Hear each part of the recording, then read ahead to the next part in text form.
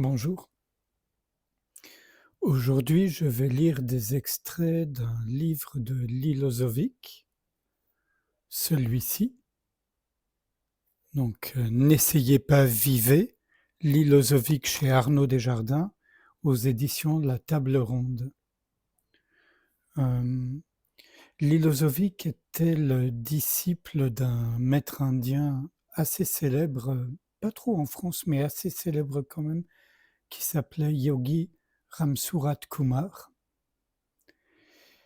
Et pour ma part, j'ai rencontré plusieurs fois Lee quand il était en France. J'ai aussi assisté à ses concerts puisqu'il avait des groupes de blues rock, on va dire. Et aussi dans le cadre de soirées privées où j'ai jamais tant ri dans un contexte spirituel que les gens appelleraient satsang, que je préfère appeler rencontre ou réunion. Voilà. Mais Lee avait un humour incroyable et en même temps, il était d'une rigueur, d'une intransigeance même dans l'enseignement qu'il dispensait. D'ailleurs, il triait sur le volet ses disciples parce qu'il assumait vraiment la fonction de maître spirituel et il était très, très, très exigeant. Il prenait pas, comme ça, il acceptait pas tous les gens qui postulaient, disons. Par contre, on pouvait tous aller l'écouter et voilà. Moi, je n'ai jamais été son élève. Je n'ai jamais cherché à être son élève. Voilà. Donc, quelques extraits. Un sur la méditation. Donc, je rappelle le contexte. Il est invité par Arnaud Desjardins à enseigner à ses élèves pendant une semaine. Ce qui est assez étonnant parce que franchement, Arnaud Desjardins et Lilozovic sur la forme n'ont rien à voir. Mais comme quoi, en l'essence, à la source, c'est la même chose. Donc méditation et quotidien. Question d'un homme. Quand je m'assieds en méditation, c'est moi comme j'ai l'habitude de me voir. Et si le processus se déroule bien, ce que j'appelle moi s'ouvre, quelque chose se révèle qui est plus vaste que moi. Il y a une sorte de changement d'identité que je reconnais comme mon vrai moi. Ma difficulté, c'est de maintenir cette référence au vrai moi dans la journée. Lis. Peut-être est-ce le contraire. Votre je véritable est celui que vous appelez le moi normal, alors que celui que vous croyez être vous dans la méditation n'est qu'une projection de votre imagination. Peut-être essayez-vous de réaliser quelque chose d'impossible. Avez-vous entendu parler de Ramana Maharshi? Quelqu'un lui a demandé au bout de plusieurs années pourquoi il ne méditait pas formellement. La réponse a été simple. Comme il méditait tout le temps, il n'avait pas besoin de s'asseoir en posture. La méditation consiste à voir ce qui est et non pas à entrer dans un état de conscience modifié. Quand nous nous installons à un certain moment de la journée dans une posture particulière, le but est d'avoir une plus grande opportunité de voir ce qui est, n'étant pas occupé par des activités qui, en général, absorbent notre attention. Et en un sens, pendant cette période formelle de méditation, il se lève les mêmes réactions que celles qui se lèvent durant la journée, telles que la vanité, l'envie, etc., et toutes sortes de distractions. Est-ce que je suis bien assis? Est-ce que j'ai une belle posture? Comment suis-je coiffé? Je me demande quelle sorte d'aftershave utilise mon voisin.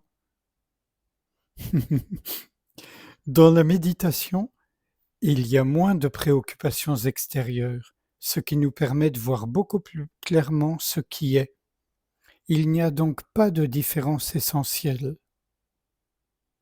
Il faut être capable de voir ce qui est dans toutes les circonstances, et la méditation formelle peut nous donner certaines pistes, certaines intuitions. C'est en cela que réside sa valeur. Il ne s'agit pas d'entrer dans un état de conscience très raffiné. Cela peut arriver, bien sûr, et c'est merveilleux, mais c'est simplement une autre qualité de ce qui est. Ce n'est pas davantage ce qui est que n'importe quel état de conscience ordinaire. Il n'y a rien qui soit exclusivement ce qui est, aucun état particulier. Tout est cela, ce qui est.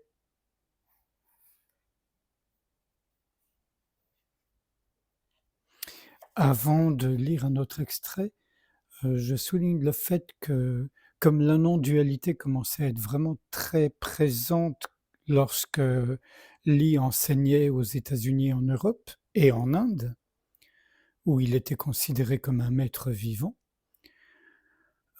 il a préféré s'éloigner et dire que lui, il n'enseignait pas la non-dualité, mais la dualité illuminée.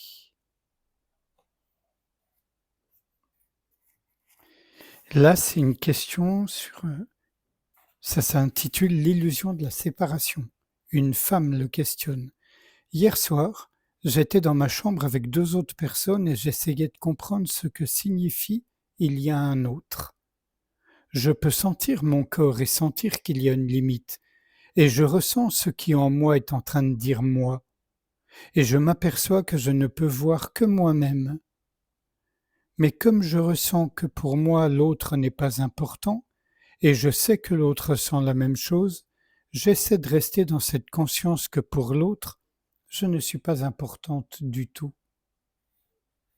Lit. C'est encore l'un de ces étranges paradoxes que de vivre dans cette illusion de la séparation.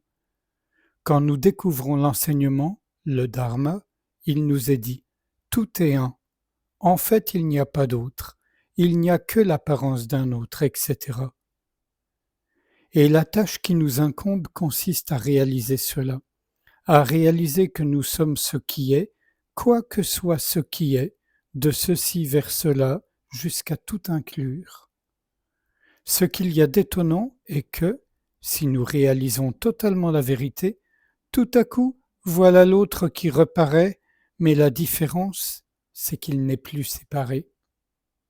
Du point de vue du rêve, de l'illusion, l'autre est séparé, mais c'est complètement faux. Et quand nous essayons d'accepter ce qui est, sans faire de distinction, de polarisation particulière, simplement de réaliser que ce qui est, cela dissout toutes les limites. Nous réalisons ainsi l'unité de tout ce qui existe, et non seulement nous servons notre voisin, mais nous sommes notre voisin, littéralement. Au cours de sa propre sadhana, Swami Ramdas est tombé dans cet état de conscience où tout lui apparaissait comme Dieu, sous le nom de Ram. Où qu'il allât, il voyait toujours Ram. Parfois, il passait plusieurs jours sans manger et tout était Ram. Parfois, on lui offrait un festin et c'était aussi Ram. Pour lui, littéralement, tout était Ram. La définition du but, c'est de réaliser cette unité. Et quand nous la réalisons totalement et complètement, tout d'un coup, l'altérité apparaît, mais l'altérité n'est plus séparée.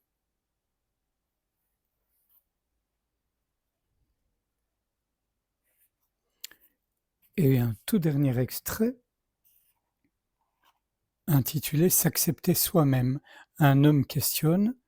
Swami Prajnanpad dit que la véritable compréhension implique le cœur. Ma question est, comment puis-je comprendre avec mon cœur? Lis. Si tu es décidé à t'accepter toi-même tel que tu es, ce qui veut dire que tu ne rejettes aucune partie de toi, que tu ne te caches rien, que tu ne réprimes rien, tu as tout ce qui t'est véritablement nécessaire. Le cœur est déjà ouvert, le cœur ressent, le cœur est actif, mais nous sommes séparés de ces sentiments pour des raisons psychologiques qui nous empêchent de nous accepter nous-mêmes tels que nous sommes.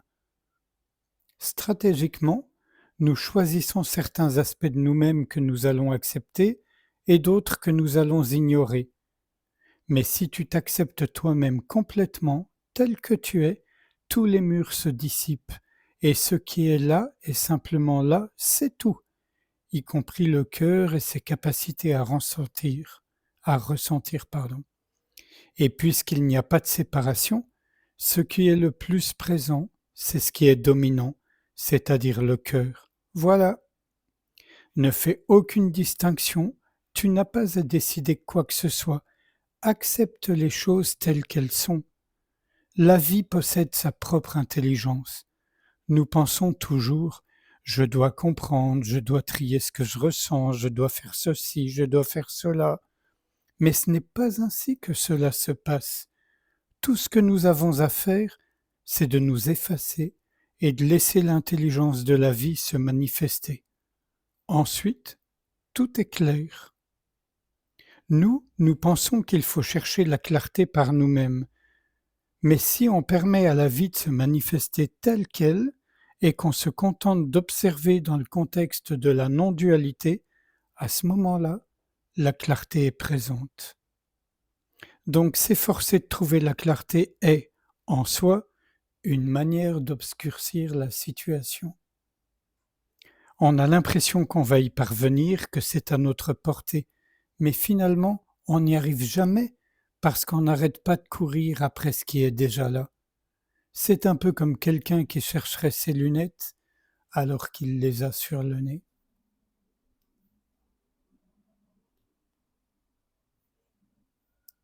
Sans réfléchir à ce qui vient d'être lu, je vous propose qu'on passe un instant ensemble en silence, à ne rien faire, juste observer ce qui est tel que c'est, être ouverture.